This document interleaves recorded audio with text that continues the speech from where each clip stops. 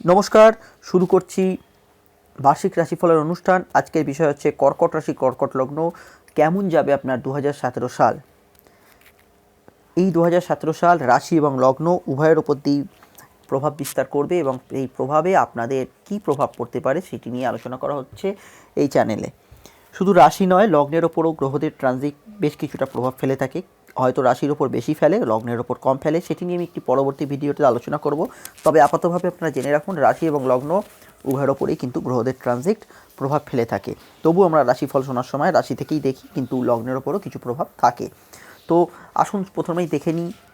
আমি তিনটে ভাগে ভিডিওটি ভাগ করেছি। প্রথমত আমি বলছি গ্রহদের ট্রানজিট, সংখ্যাতত্ত্ব এবং আপনার পারিপার্শ্বিক মহাদশা, এই অনুযায়ীও কিন্তু আপনার 2017 সালটি ফল দেবে।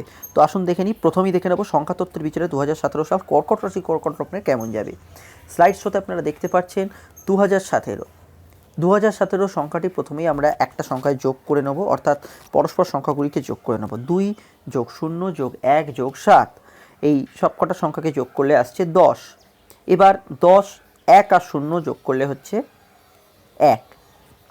এই 1 সংখ্যাটি হচ্ছে রবির সংখ্যা, অর্থাৎ 2017 সালটি হচ্ছে রবির আওতায় পড়ে। এবং কর্কট রাশি, কর্কট লগ্নের অধিপতি হচ্ছে চন্দ্র। চন্দ্র রবির হচ্ছে সমমিত্র গ্রহ, শত্রু গ্রহ নয়, মিত্র গ্রহ। অতএব 2017 সাল আপনাদের ক্ষেত্রে মানসিকতার দিক থেকে positive thinking, positive energy, positive vibration নিয়ে আসবে। কোনো একটি কাজে যাচ্ছেন, সেখানে আপনি কাজটি ফিরে আসবেন না, হ্যাঁ কাজটি করেই ছাড়বো। এখানে যাচ্ছেন, হ্যাঁ যাবো, আজকে যাবই, এই যে পজিটিভ থিঙ্কিং, এটা আসবে। তবে এই সংখ্যাতত্ত্বের এফেক্ট অ্যাস্ট্রোলজিতে আপনার ওপরে 10%-এর কাছাকাছি বা 10% কাছাকাছি কিন্তু পড়বে, তার বেশি কিন্তু নয়। এর এফেক্টটা এখানেই সীমাবদ্ধ। এর পরবর্তী ক্ষেত্রে 2017 সাল কেমন যাবে জানতে হলে আমাদের দেখতে হবে গ্রহদের ট্রানজিট, অর্থাৎ গ্রহদের মুভমেন্ট।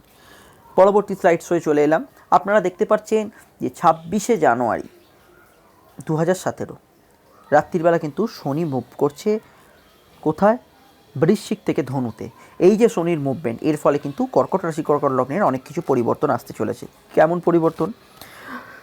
কর্কট রাশিতে শনি হচ্ছে সপ্তমপতি এবং অষ্টমপতি, সে আসছে ষষ্ঠ ঘর, অর্থাৎ মানুষের কম্পিটিশান, শত্রু, রোগ এবং আরও অনেক কিছু ফাংশান আছে। তার মধ্যে আমি বলছি শনির এই অবস্থান প্রথমে আপনার শত্রু নাশ করবে। শত্রু নাশ অর্থাৎ যাদের অনেক দিন ধরে শত্রুতা চলছিল, অফিসে কোনো কম্পিটিশান চলছিল, ইগো ক্লাস চলছিল কারোর সাথে, পারিবারিক শত্রুতা, সেই শত্রু কিন্তু নাশ হয়ে যাবে শনির আসার প্রভাবে।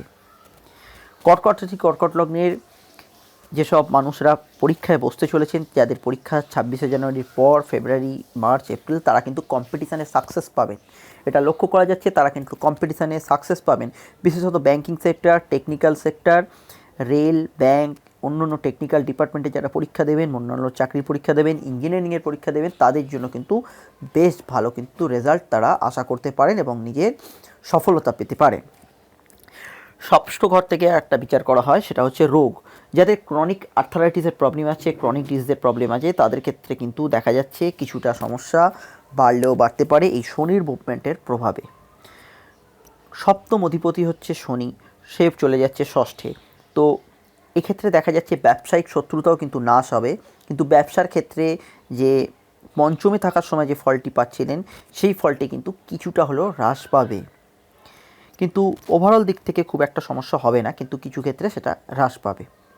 এটা কিন্তু শনির প্রভাবের জন্য হবে। বিবাহিত জীবনের মধ্যে যারা আছেন, তাদের ক্ষেত্রে বলবো, যাদের জন্মকালীন ষষ্ঠে শনি আছে, অর্থাৎ ধনুরাশিতে শনি আছে, আপনি একটু জন্মছকটা খুলে দেখে নিন, তাদের ক্ষেত্রে কিন্তু সাংসারিক সমস্যা কিছুটা হলেও বাড়বে। কেন? সপ্তমপতি ব্যাকওয়ার্ডে গিয়ে ষষ্ঠে অবস্থান, এটা কিন্তু কিছু ক্ষেত্রে সমস্যা বৃদ্ধি করতে পারে। এর পরবর্তী ক্ষেত্রে সেপ্টেম্বর মাসে শনি যে মুভমেন্ট, এটা কিন্তু জুন জুলাই করে শনি আবার বক্রি হয়ে পঞ্চমে আসবে। পঞ্চমে এলে আপনাদের এফেক্টগুলো, যাদের ভালো এফেক্ট পাচ্ছিলেন তাদের ক্ষেত্রে ভালো এফেক্টটা থাকবে, কিন্তু যারা খারাপ এফেক্ট পাচ্ছিল, খারাপ এফেক্টের পরিমাণটা কিছুটা কমবে। এটা আগস্ট অবধি থাকবে। এর মাঝখানে সেপ্টেম্বরে হচ্ছে রাহু এবং কেতু মুভ করবে। বর্তমানে কেতু অষ্টমে বসে আছে, রাহু বসে আছে দ্বিতীয় স্থানে। রাহু চলে আসবে কর্কট রাশি, কর্কট লগ্নের ওপর, অর্থাৎ কর্কটে অবস্থান করবে। কেতু চলে আসবে সপ্তমে। এই যে অবস্থান, রাহু এবং কেতুর অবস্থান, কর্কট রাশির ওপর রাহু এবং সপ্তম স্থানে কেতু, এটা কিন্তু কর্কট রাশির ওপর বেশ কিছু পরিবর্তন আনতে চলেছে। আমি রাহু কেতুর যখন ভিডিও আপলোড করব ওই সেপ্টেম্বরের আগে, তখন আমি ডিটেলসে আরও বলবো। এখন আমি জেনে বর্ষফলের মধ্যে যেটা বলতে পারি, এই রাহু কেতুর মুভমেন্টে যত কর্কট রাশির লোকেদের মধ্যে দূরে যাত্রার প্রবণতা বৃদ্ধি পাবে। যারা ফরেন ট্রাভেল করতে চাইছে তারা কিন্তু ফরেন ট্রাভেলের যোগ কানেক্ট করবে। নিজেদের মধ্যে মানসিক অস্থিরতা বৃদ্ধি পাবে। ব্যবসায় কিছু ক্ষেত্রে কিন্তু ব্যবসার ক্ষেত্রে পার্টনারশিপ বিজনেসে কিন্তু সমস্যা দেখা দেবে। এই রাহু কেতুর মুভমেন্টের পর পার্টনারশিপ বিজনেসে কিন্তু সমস্যা দেখা দিতে পারে। এটা হচ্ছে সেপ্টেম্বরের পরবর্তী সময়। বর্তমানে আপনারা জানেন বৃহস্পতি অবস্থান করছে রাশির তৃতীয় স্থানে। রাশি তৃতীয় স্থানে অবস্থান করছে। তৃতীয় স্থানে অবস্থান করার অর্থ হচ্ছে যারা এডিটিংয়ের কাজ করেন, নিউজ মিডিয়ায় কাজ করেন বা যারা সাংবাদিকতা করেন তাদের জন্য কিন্তু ভালো।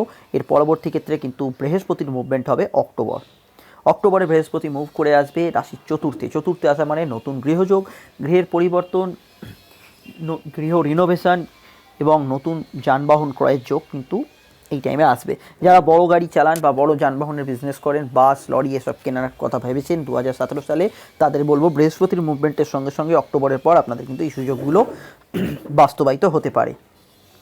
যারা বাড়ি প্রমোটিংয়ে দেওয়ার কথা ভেবেছেন তাদেরও কিন্তু 2017 অক্টোবরের পর কর্কট রাশি কর্কট লগ্নের মানুষদের কিন্তু তাদের স্বপ্ন পূরণ হতে পারে। মায়ের শরীর স্বাস্থ্যের কিন্তু উন্নতি এই টাইমে যোগ দেখা যাচ্ছে। বৃহস্পতি আপনাদের কিন্তু নবম অধিপতি এবং ষষ্ঠের অধিপতি। মায়ের শরীর স্বাস্থ্যের উন্নতির যোগ দেখা যাচ্ছে। বৃহস্পতি নক্ষত্রে অবস্থান করবে, সেক্ষেত্রে কিন্তু কিছুটা ভালো ফল আপনারা আশা করতে পারেন। এটা ছিল 2017 সালের কর্কট রাশি কর্কট লগ্নের কিন্তু সামগ্রিক একটা রাশিফল। এছাড়াও আমি সাপ্তাহিক রাশিফল এবং প্রত্যেক মাসেও আমি রাশিফল দেওয়ার চেষ্টা করছি। সাপ্তাহিক রাশিফল তো আছেই, সাপ্তাহিক রাশিফলে কিন্তু আপনার ডিটেলসে কিন্তু ভিডিওটি সম্বন্ধে জানতে পারবেন। তো কর্কট রাশি কর্কট লগ্নের মানুষরা শুনলেন। আমার চ্যানেলের সঙ্গে থাকার জন্য সকলকে আরেকবার ধন্যবাদ জানাচ্ছি। আমি চ্যানেলে পরবর্তী রাশিগুলো কিন্তু পরপর আপলোড করব। রাশিফল তো আছেই, এছাড়া জ্যোতিষের বিভিন্ন ধরনের ভিডিও এই চ্যানেলে আলোচনা করা হয় বাংলা এবং হিন্দিতে। যারা চ্যানেলটির সঙ্গে যুক্ত হতে চান তারা চ্যানেলটি সাবস্ক্রাইব করে রাখুন, কারণ ভিডিও আপলোড হওয়া মাত্রই আপনি জানতে পারবেন যেভাবে, সেটা হচ্ছে চ্যানেলটি সাবস্ক্রাইব করে রাখলে আপনার কাছে ইউটিউবের তরফ থেকে নোটিফিকেশান চলে যাবে।